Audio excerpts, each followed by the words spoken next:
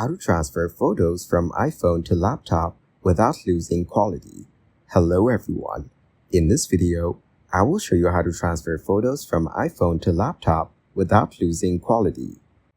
To transfer photos from an iPhone to a laptop without losing quality, use a USB cable. On Windows, open the Photos app. Connect your iPhone, unlock it, and select Import from a USB device. Then, choose the photos you want to transfer and save them. Another option is File Explorer.